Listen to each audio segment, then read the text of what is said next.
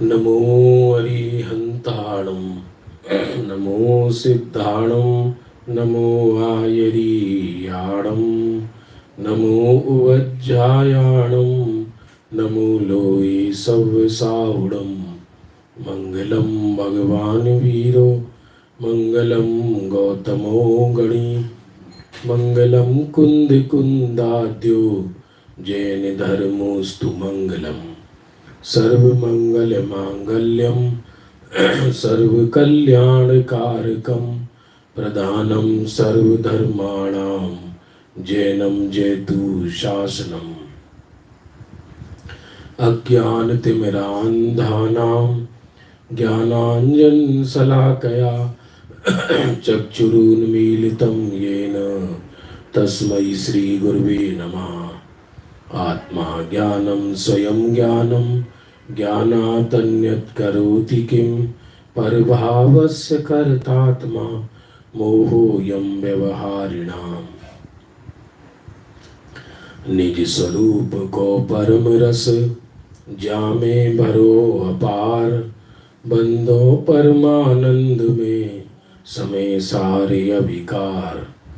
कुंद कुंद मुनि चंदवर अमृत चंद्र मुनि इंद आत्मरसी वानारसी बंदो पद अरविंद।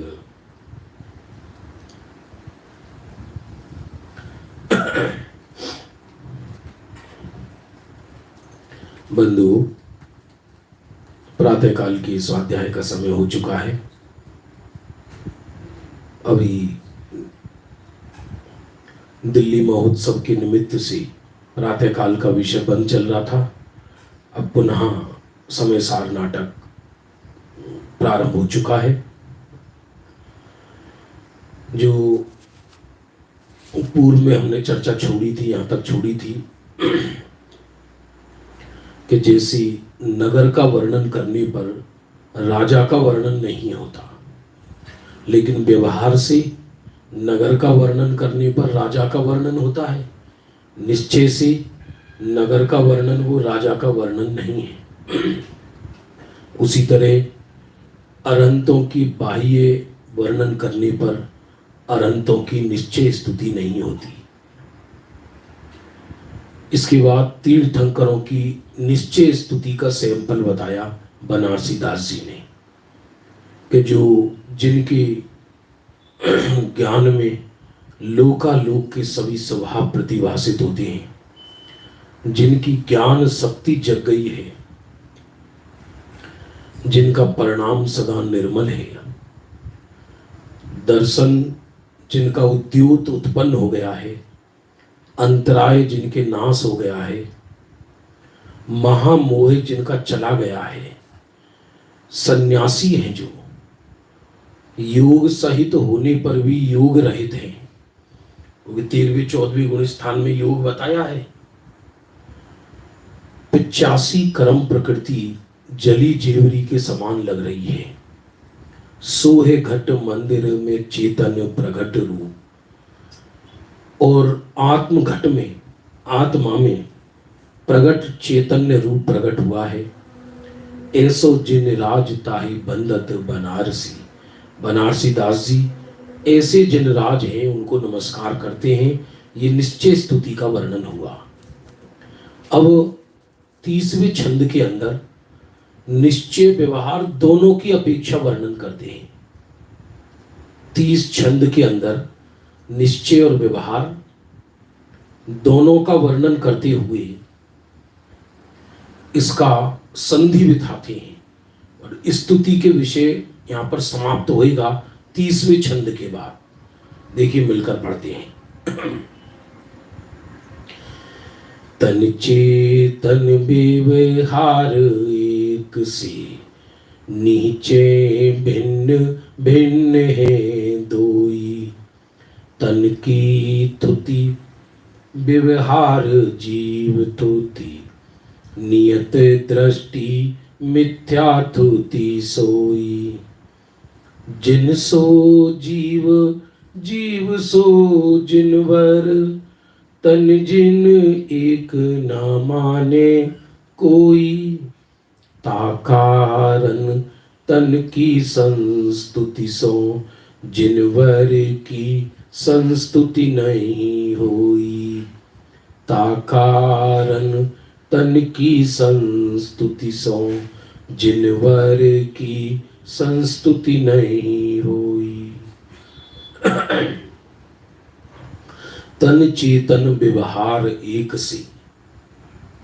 अब ये भी बड़ा गजब है, जब व्यवहार छोड़ना ही है तो ये कहते हैं तन चेतन व्यवहार एक से। व्यवहार से तन माने शरीर, चेतन माने आत्मा एक ही है। अब ये कोई नयों की कला समझ में नहीं आती। जो दो चीज जब अलग अलग है, एक है ही नहीं, तो व्यवहार को क्या पड़ी है दो चीजों को एक करने की। अरे व्यवहार दो चीजों को एक नहीं करता, एक कहता है। कहने की क्या जरूरत है? जब तन कभी चेतन रूप हुआ नहीं और चेतन कभी तन रूप हुआ ही नहीं, तो कहने की भी क्या जरूरत है? कि परिस्थिति ऐसी है, परिस्थिति ऐसी है माने यदि आत्मा, एक असंख्यात प्रदेशी आत्मा कभी शरीर में रहता ही नहीं, शरीर धारण ही नहीं करता, तो व्यवहार नहीं की आवश्यकता ही नहीं थी। लेकिन चूंकि संसार अवस्था में जिस क्षेत्र में देह है, उसी क्षेत्र में आत्मा निमित्त नैमित्तिक संबंध को लिए हुए रहता है। और निमित्त नैमित्तिक संबंध को लिए हुए रहने के कारण, और वो ऐसा गहन निमित्त नैमित्तिक संबंध है कि जब शरीर चलता है तो आत्मा भी चलती है, जब आत्मा चलता है तो शरीर भी चलती है, दोनों चलते हैं। शरीर चलता है तो आत्मा चलती है, आत्मा चलता है तो शरीर भी चलता है। हम हाथ उठाते हैं तो आत्मा भी उठती है, आत्मा की प्रदेश उठे ना, शरीर नीचे किया, हाथ नीचे किया, तो आत्मा के प्रदेश नीचे होते हैं। है दोनों स्वतंत्र। हो सकता है किसी को प्रश्न कि व्यवहार ने की आवश्यकता क्यों है? पहले वर्णन आ चुका है कि व्यवहार ने की आवश्यकता निश्चय को समझाने के लिए है। निश्चय, क्योंकि निश्चय अकेले निश्चय से नहीं समझाया जा सकता। व्यवहार को प्रतिपादक कहा, निश्चय को प्रतिपाद्य कहा, व्यवहार को द्योतक कहा, निश्चय को द्योत्य कहा। राजा स्वयं अपने विषय में वर्णन नहीं करता, राजा के विषय में वर्णन कोई दूसरा करता है। अब वो जब वर्णन करता है तो कभी व्यवहार से, आत्मा की निश्चय स्तुति भी व्यवहार से की गई है। नहीं आया समझ में बात? क्योंकि निश्चय तो अवर्णीय है भाई, ये व्यवहार की स्तुति है, ये निश्चय की स्तुति है, ऐसा कहना ये भी व्यवहार का कथन है। क्योंकि वचन मात्र व्यवहार है, वचन मात्र व्यवहार है।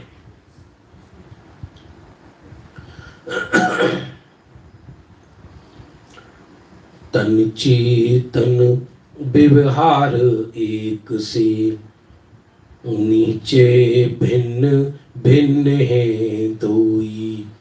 तन और चेतन व्यवहार से एक से हैं, निश्चय से देखें तो दोनों भिन्न भिन्न हैं, एकदम अत्यंत भिन्न है। निश्चय से एक और समझना, ये निश्चय व्यवहार को बड़ी कभी कभी व्यक्ति को ये शैली समझ में नहीं आए तो माथे का दुखावा हो जाता है। कई लोग तो धर्म क्षेत्र इसलिए छोड़ के बैठ जाते हैं, ये अपने बस की तो इस जन्म में है नहीं निश्चय व्यवहार। भले ही निश्चय व्यवहार का शब्द समझ में ना आए, सीधी बात है, ये तो सब जानते हैं। सब जानते हैं कि अलमारी में कपड़े रखे हैं तो कपड़े की अलमारी कहा जाता है। तो अलमारी कपड़े की है या लोहे की है? तो लोहे की अलमारी को लोहे की कहना ये निश्चय है, और लोहे की अलमारी को कपड़े की कहना ये व्यवहार है। निश्चय व्यवहार वाणी में लगता है या ज्ञान में लगता है। निश्चय आत्मा को भिन्न बनाता नहीं है, भिन्न कहता है, और व्यवहार आत्मा और देह को एक करता नहीं है, एक कहता है। मजबूरी में कह रहा, मजबूरी में मानी परिस्थिति ऐसी है। जो परमार्थ को नहीं जानते उनको परमार्थ का ज्ञान कराने के लिए, जो परमार्थ को नहीं जानते उनको परमार्थ का ज्ञान कराने के लिए आचार्य भगवान व्यवहार का सहारा लेते हैं। और व्यवहार है वो उपाधि नहीं है। उंगली से चांद को दिखाते हैं, अंगुली से चांद को दिखाते हैं, तो अंगुली है वो चांद नहीं है। तन चेतन व्यवहार एक से, नीचे भिन्न भिन्न है दोई। तन चेतन व्यवहार से एक से है, एक से कहे जाते एक कर नहीं दिए। फिर से सुनना, यदि व्यवहार निश्चय, व्यवहार चेतन और आत्मा को एक कर दे तो फिर तो निश्चय कहलाएगा, व्यवहार क्यों कहलाएगा? एक हुए नहीं है, एक कहे जाते हैं, इसलिए व्यवहार है। तन चेतन व्यवहार एक से, नीचे भिन्न भिन्न है दोई। निश्चय से दोनों भिन्न भिन्न है। परमार्थ निश्चय किसको कहते हैं? कि जो पूरे चतुष्टय से भिन्न है, द्रव्य से भिन्न, क्षेत्र से भिन्न, काल से भिन्न, भाव से भिन्न। एक प्रश्न हो सकता है, जिस आकाश के क्षेत्र में आत्मा है उसी आकाश के क्षेत्र में शरीर है, तो क्षेत्र से भिन्न कहां हुआ? अरे वो आकाश का क्षेत्र है, आकाश का क्षेत्र अलग होता है, देह का क्षेत्र अलग होता है, आत्मा का क्षेत्र अलग होता है। ये और समझना, क्षेत्र सभी द्रव्यों का सामान्य गुण है और क्षेत्र आकाश का विशेष गुण है। तो ये व्यवहार का कथन है कि आकाश के जिस क्षेत्र में आत्मा है, आकाश के उसी क्षेत्र में देह है, क्योंकि आकाश के तो उसी क्षेत्र में है, लेकिन आकाश के उसी क्षेत्र में होने पर भी देह का क्षेत्र जुदा है और आत्मा का क्षेत्र जुदा है। आत्मा का असंख्यात प्रदेशी आत्मा है और जो शरीर पुद्गल है ये अनंत प्रदेशी है। अरे एक कारमान बरगणा में ही असंख्यात कर्म परमाणु होते हैं। ये तो पूरा पूरा का पूरा जत्था का जत्था है शरीर। सर्वथा भिन्न है, सर्वदा भिन्न है, सर्वत्र भिन्न है। क्या कहा? देह और आत्मा सर्वथा भिन्न है, कोई अपेक्षा लगती नहीं, एक है। सर्वत्र भिन्न है माने तीनों लोक में भिन्न है। सर्वथा भिन्न है माने सर्वदा भिन्न है, हर काल में भिन्न है। जिस समय देह और आत्मा एक नजर आ रहे हैं उस समय भी भिन्न है। क्यों? टोडरमल जी ने दूसरे अधिकार में वर्णन किया मोक्ष मार्ग प्रकाशक में, यदि बंध के काल में भिन्न ना होते तो भविष्य में भी भिन्न नहीं हो सकते। तो बंध के काल में भी भिन्न नजर आते हुए भिन्न ही है।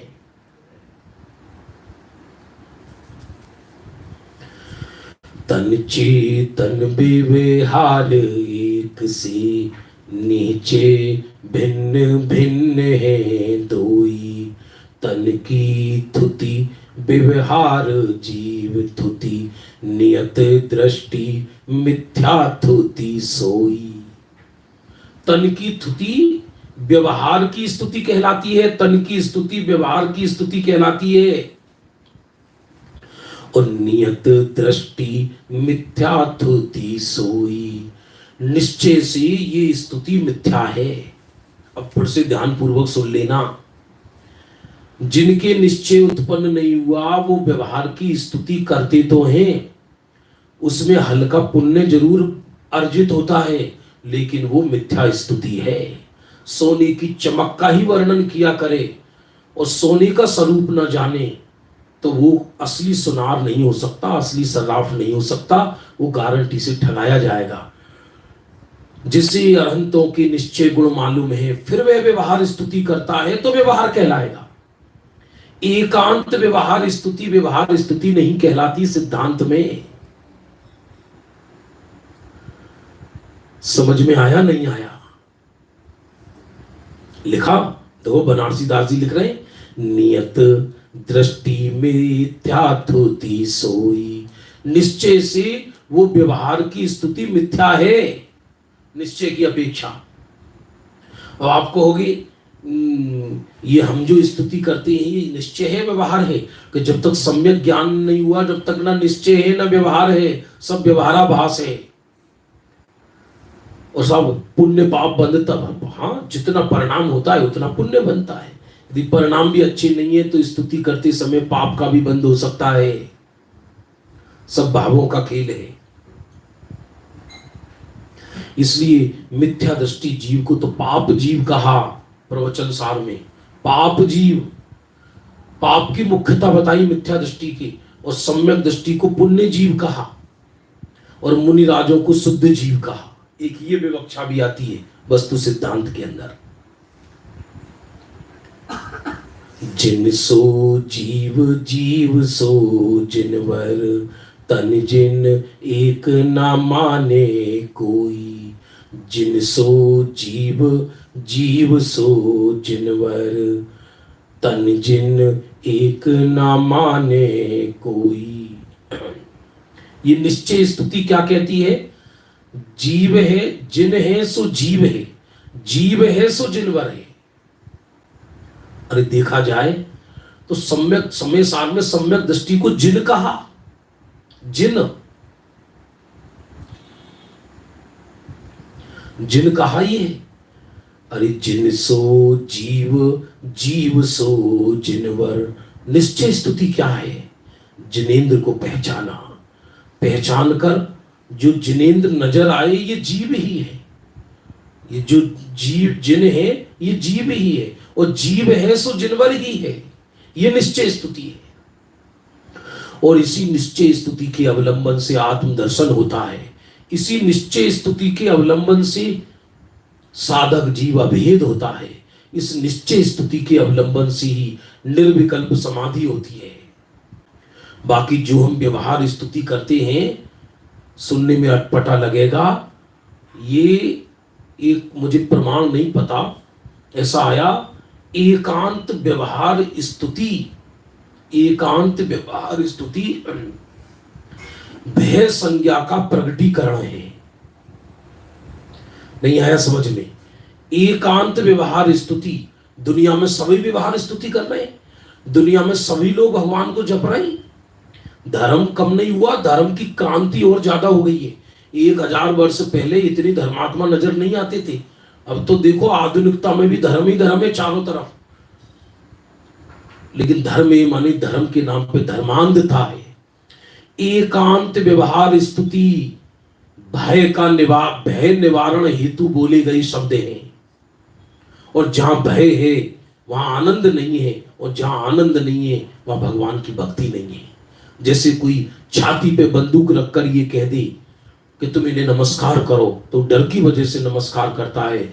ऐसे ही अज्ञानी जीव, मैं नरक ना चला जाऊं, मैं निगोद ना चला जाऊं, घर गृहस्थी की व्यवस्थाएं बनी रहे, मैं संकट में ना चला जाऊं, प्रभु पतित पावन पतित पावन पतित पावन रोता ही रहता है। आर्त ध्यान हो गया, और आर्त ध्यान हो गया तो पुण्य भी नहीं लगा।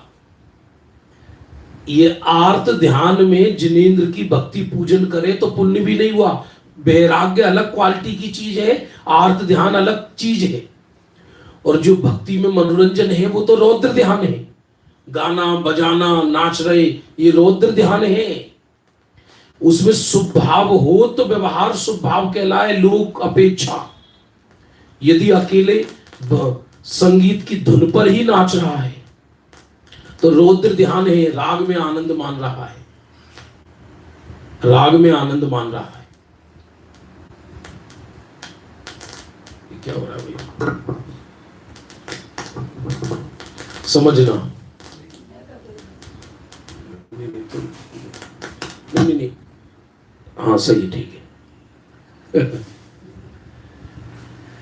विचार करना इस पर बहुत, क्योंकि अब पुण्य भी नहीं है, पुण्य भी नहीं है। चलो देखो आगे बढ़ती, 2 छंद लेंगे आज। जिन सो जीव जीव सो जिनवर, तन जिन एक न माने कोई। तो ज्ञानियों को जो व्यवहार स्तुति है वो भय के वशीभूत होती है? अरे नहीं, भय के वशीभूत नहीं होती, आनंद के वशीभूत होती है। क्यों? जिनवर को देखकर हर्षित होता है, क्योंकि मैं भी जिनेंद्र जैसा हूं।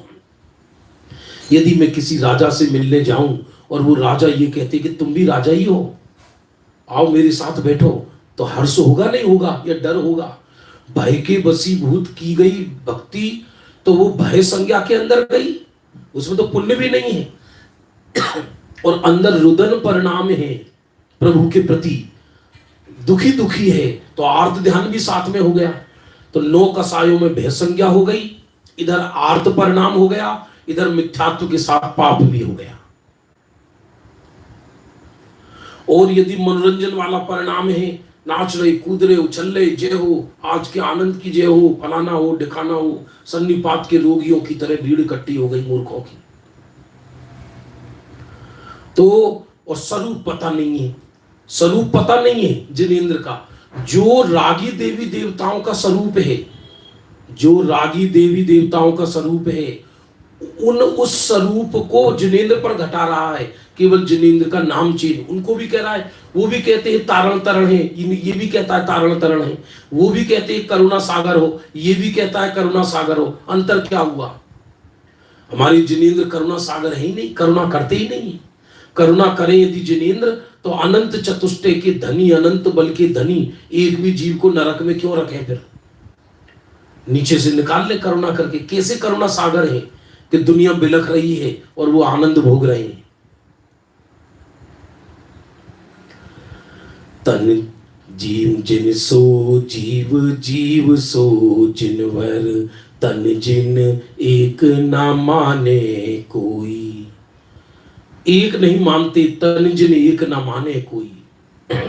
ताकारण तन की संस्तुति सो, जिनवर की संस्तुति नहीं होई।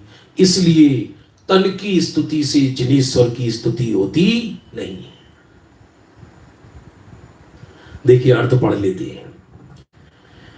व्यवहार से शरीर और आत्मा की एकता है, परंतु निश्चय में दोनों जुदे जुदे हैं।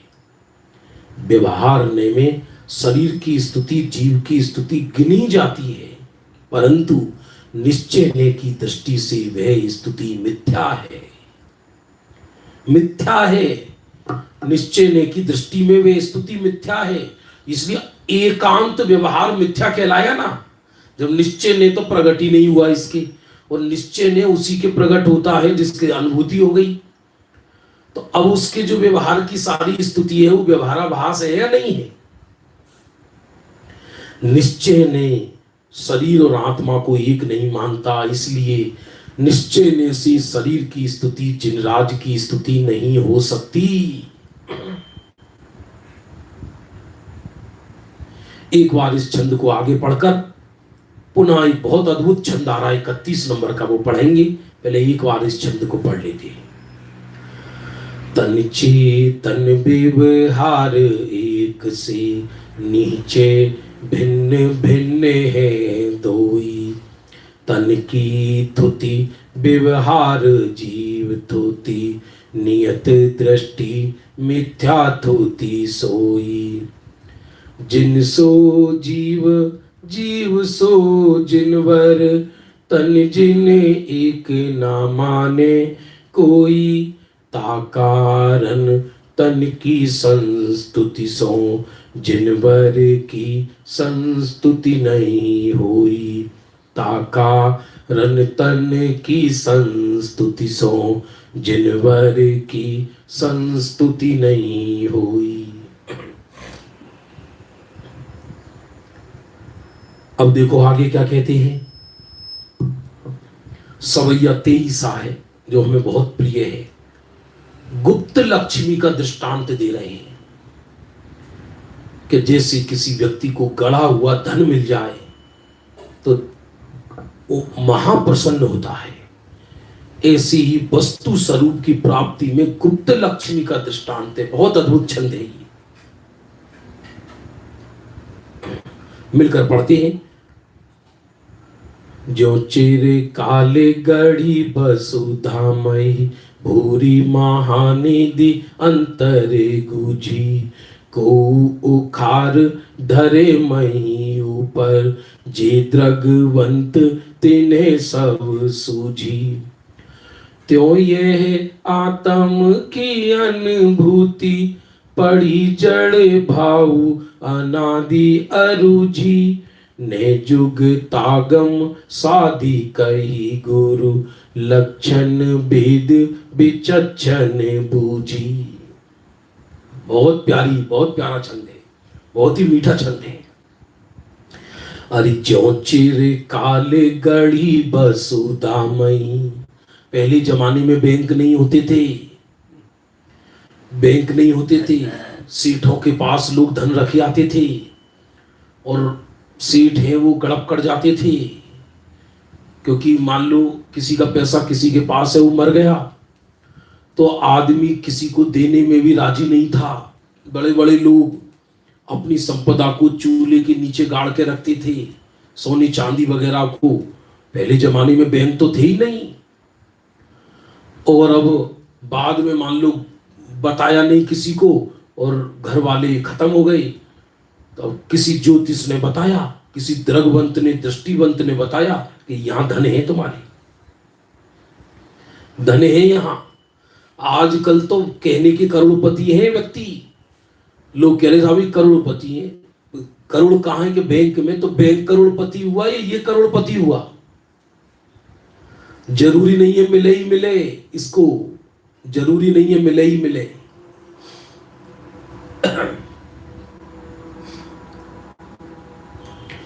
हरि ज्यों चिरे काले गढ़ी वसुधामयी, भूरी महानिधि अंतरे गुजी।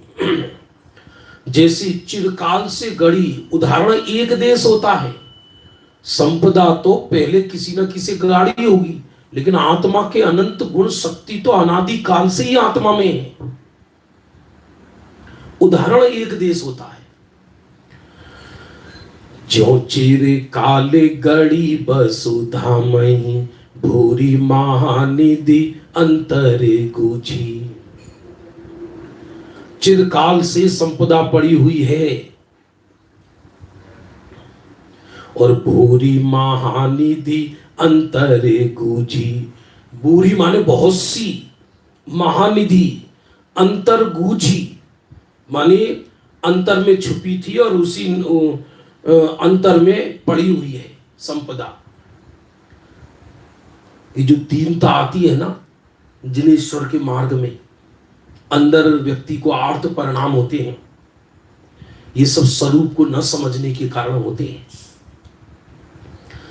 जो लोक में बैरागी हम जिन्हें कहते हैं, धर्म क्षेत्र में बैरागी हो गए, ये सब है आर्त परिणाम का ही डाइवर्जन, और उसको बैराग का टोपा पहना देते हैं।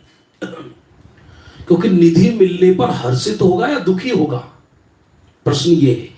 सीधी बात करो आप तो, जिस चीज की मुझे आवश्यकता थी वो मिल गई तो मैं प्रसन्न होऊंगा या दुखी होऊंगा? तो सच्चा वैराग्य प्रसन्नता भरा होता है। तो जिनेंद्र को देखकर, जिन मार्ग पाकर, स्वरूप को देखकर, स्वरूप की चर्चा सुनकर मन हर्षित ना हो तो समझना दिशा गलत है, दिशा गलत है। अपने सुबह से शाम तक के जीवन को देखो, हम धर्म क्षेत्र में नास्ति का चिंतन ज्यादा करते हैं, अस्थि का चिंतन ज्यादा करते हैं। यदि हमारी परिणति में नास्ति का चिंतन ज्यादा चलता है तो दिशा गलत है। आप देख लो, ये वचन हमारे नहीं है, ये क्षुल्लक धर्मदास जी ने पुस्तक में लिखे। क्यों? नास्ति का चिंतन पूर्व की अपेक्षा है, पूर्व विशुद्धि की। अब 24 घंटे क्या वर्णन करें? पंचम काल है, वो लुट गया, ये लुट गया, वो पुट गए, इतने गए, उतने गए, इतने खत्म हो गए। भैया दुनिया तो ऐसी है, सब जा रहे हैं, सब चले जाएंगे। ये सुबह से शाम तक ये चिंतन तो हर मत में है, ये चिंतन तो हर मत में है। इसमें जिनेश्वर और अन्य लोक चिंतन है, ये लोक चिंतन है देखा जाए तो। अरे सब भूधरदास जी ने लिखा है, कौन मना कर रहा है? वो व्यवहार अपेक्षा बारे भावना है। कौन मना कर रहा है? लेकिन सब अनित्य है, ऐसा ही चिंतन करता रहे। लेकिन मैं, ये सब दुनिया अनित्य होने पर भी मैं महान निधिवान हूं, ये चिंतन ना चले, तो वो अनित्यता का चिंतन उसके आर्त परिणाम और द्वेष में निमित्त बन जाए। मैं नहीं कह रहा, मैं आपको एक एक का प्रमाण बता रहा हूं। टोडरमल जी ने मोक्ष मार्ग प्रकाशक में लिखा है वाली बात कि भय दिखाकर धर्म में लगाते हैं, लेकिन भयभीत ही होता रहे और धर्म में ना लगे, तो वो भय उसके और संसार का कारण बन जाए। नित्यता का ग्रहण नहीं हुआ और अनित्यता का ही चिंतन चलता रहे, तो वो क्षणिकमति कहलाएगा। क्षणिकमति, उसके परिणाम में कभी आनंद आ ही नहीं पाएगा, वो जी नहीं पाएगा ढंग से, क्योंकि उसे 24 घंटे क्षणिकता का ही चिंतन चलेगा। ये तो दुनिया है, दुनिया का स्वरूप है। अभी एक बगीचे में कांटे भी हैं और फूल भी हैं, अभी दिन रात यही सोचता रहे, कांटे हैं, कांटे हैं, कांटे हैं, भैया बहुत कांटे, भैया कांटे कांटे, तो वो कांटे नहीं, इसका माथा कांटों से भर जाएगा। तो ये तो स्वरूप ही है जगत का, जहां जन्म है वहां मृत्यु है। लेकिन निधि मिले तो हर्षित होता है, ऐसी निधि मिलने पर हर्षित होता है तो जगत से विरक्त होता है। तो ग्रहण पूर्वक विरक्ति सच्ची कहलाती है। जहां ग्रहण ही नहीं हुआ वहां विरक्ति द्वेष है, देखा जाए तो।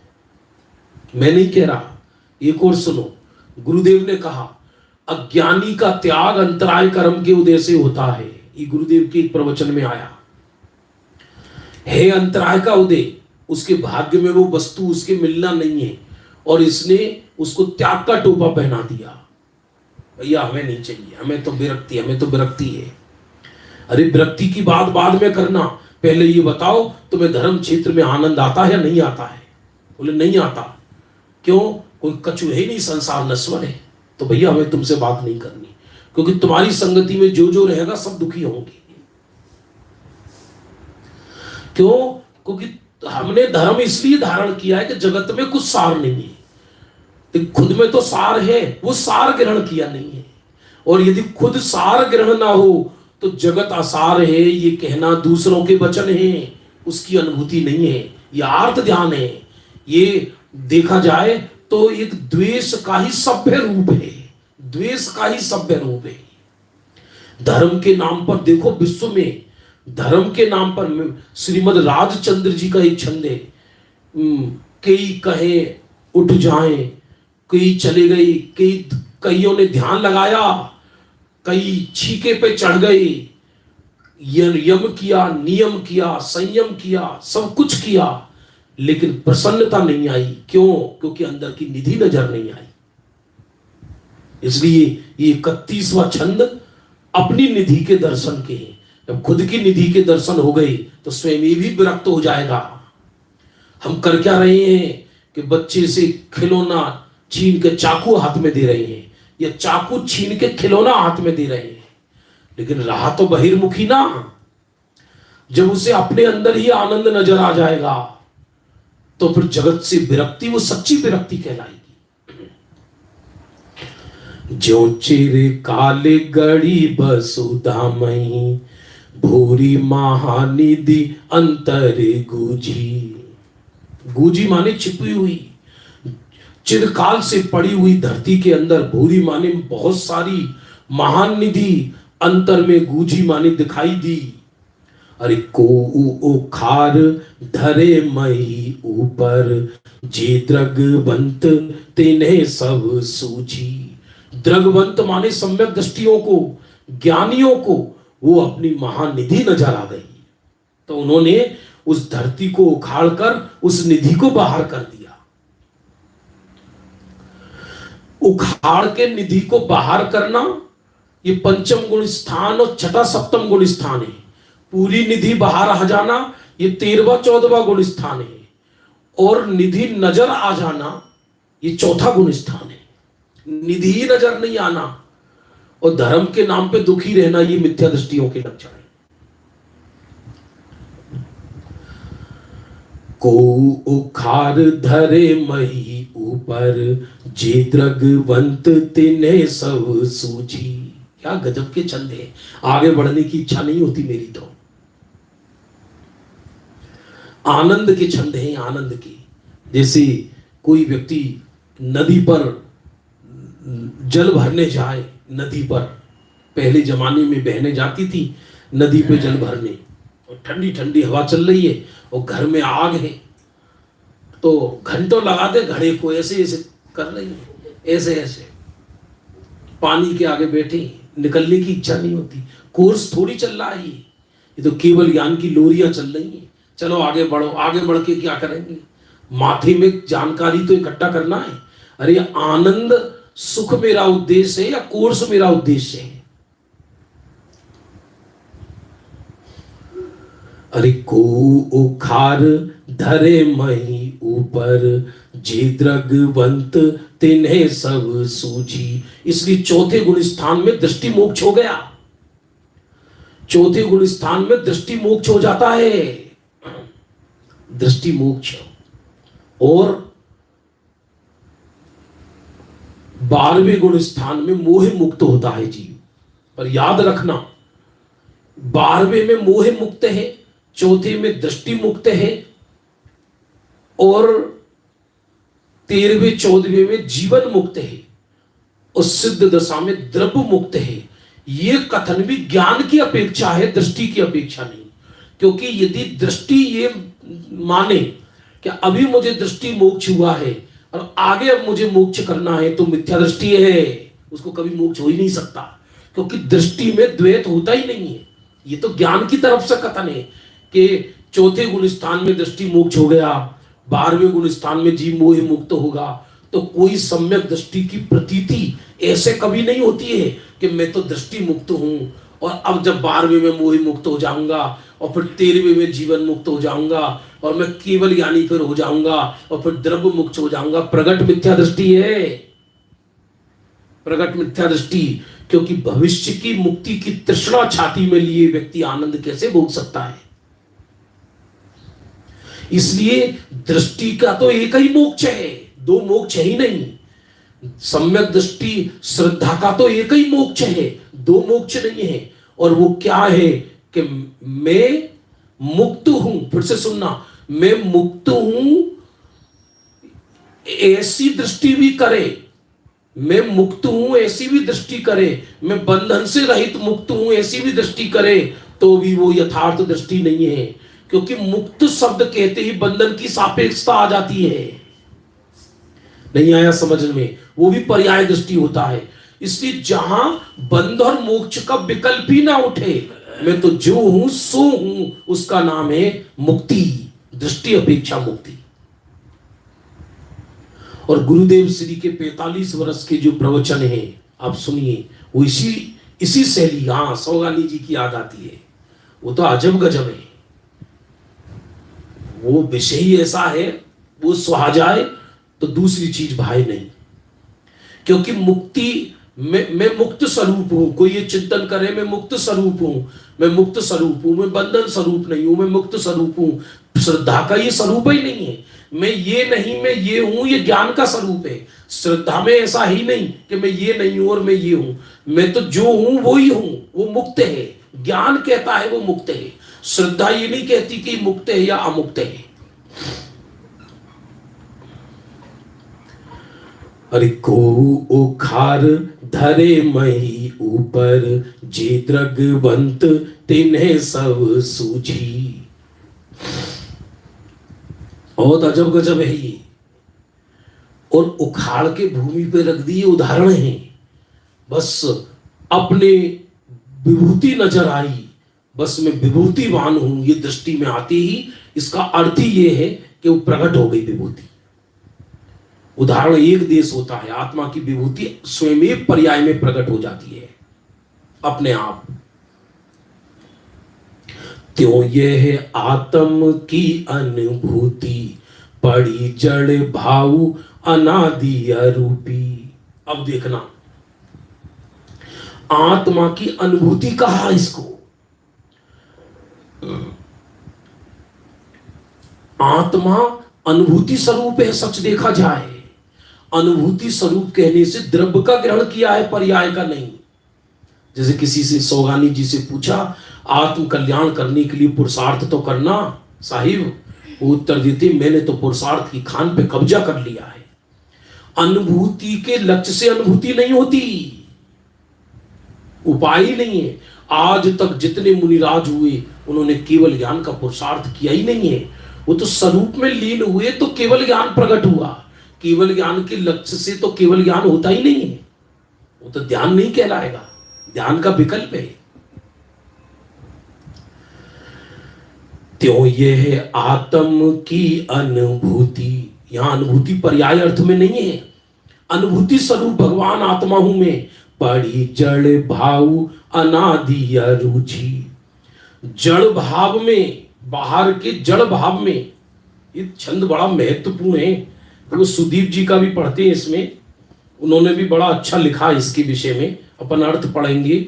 तो जो छंद जरा महत्वपूर्ण होते हैं वो हम दोनों को पढ़ेंगे। अभी तो कहाँ गया भाई? अरे बाबा, हाँ जी आ गया। ये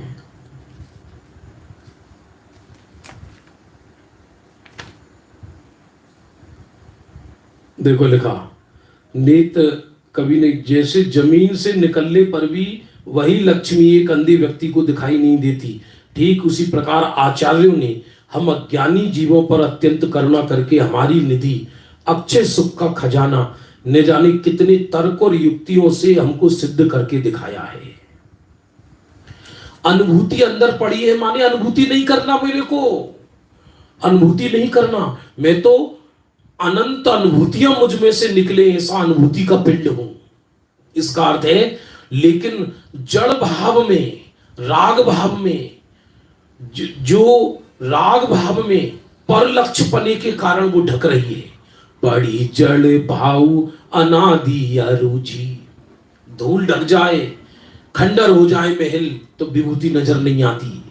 ने जुग तातम साधि कही गुरु, लक्षण भेद विचक्षण बुद्धि। श्री गुरु ने जुग तागम, नए और आगम, नए युक्ति आगम से कहा। वही 5वीं गाथा, मैं शुद्धात्मा को आगम का सेवन, युक्ति का अवलंबन, पर अपर गुरु का उपदेश और स्व संवेदन से दिखाऊंगा। आगम, युक्ति, नए से आचार्य ने जुग तागम साधि कही गुरु। युक्ति लोक जन्य होती है, याद रखना। युक्ति से समझाते हैं कि देख ये जीव पड़ा रह गया, जड़ पड़ा रह गया, जीव उड़ के चला गया, युक्ति से समझाते हैं। आगम से समझाते हैं तू शुद्धात्मा है, नयों से समझाते हैं उसको।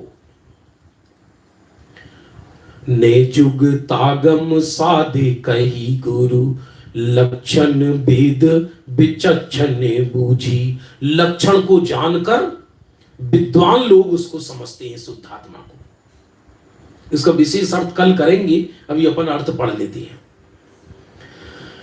जिस प्रकार बहुत समय से पृथ्वी के अंदर गड़े हुए बहुत से धन को उखाड़कर कई बाहर रख देवे तो नेत्रवानों को वह सब दिखने लगता है, उसी प्रकार अनादि काल से अज्ञान भाव में दबी हुई आत्मज्ञान की संपदा को श्री गुरु नए युक्ति और आगम से सिद्ध कर समझाया है। उसे विद्वान लोग लक्षण से पहचान कर ग्रहण करते हैं। एक बार छंद को पढ़ लेते हैं। जो चेरे काले गढ़ी बसुदामही, भूरी महानिधि अंतरे गुजी। को उखार धरे मई ऊपर, जे द्रगवंत तिने सब सूझी। त्यों ये है आत्म की अनुभूति, पड़ी जड़ भाव अनादि अरुचि। ने जुग तागम साधे कही गुरु, लक्षण भेद विचक्षण बूझी। ओ कैसे लक्षण को समझकर उस निधि को माने स्व को ग्रहण करता है, इसकी चर्चा कल करेंगे। रात्रि में जो प्रतिदिन 7:15 से नीति सुभाषित रत्न संधोई चल रहा है, आज 7:15 ना होकर 8 बजे होगा। कृपया ध्यान दें, आज शाम का स्वाध्याय 7:15 ना होकर 8 बजे होगा, क्योंकि मुमुक्षु मंडल हिम्मत नगर की तरफ से त्रिदिवसीय कार्यक्रम चल रहा है। उसमें आज 8 बजे एक वैराग्य प्रेरक कथा हम लेकर आएंगे। ठीक 8 बजे अपना द्वारिका दहन और पांडवों का वैराग्य, ये मुमुक्षु मंडल हिम्मत नगर की तरफ से आयोजित है। इसलिए अब 2 टाइम बोलने की ताकत नहीं कि पहले हम 7:15 से 8 बजे लें, फिर 8 बजे से कथा लें। इसलिए रात्रि का 7:15 बजे ना होकर 8 बजे लेंगे। आज हम 8 से 8:45 द्वारिका दहन और पांडवों का वैराग्य, एक बहुत गजब का विषय है सुनने जैसा। अभी समय हो गया। निज निधि निज में बताई, यह अनंत उपकार है, उसके लिए जिन वाणी माँ को वंदना सतबार है।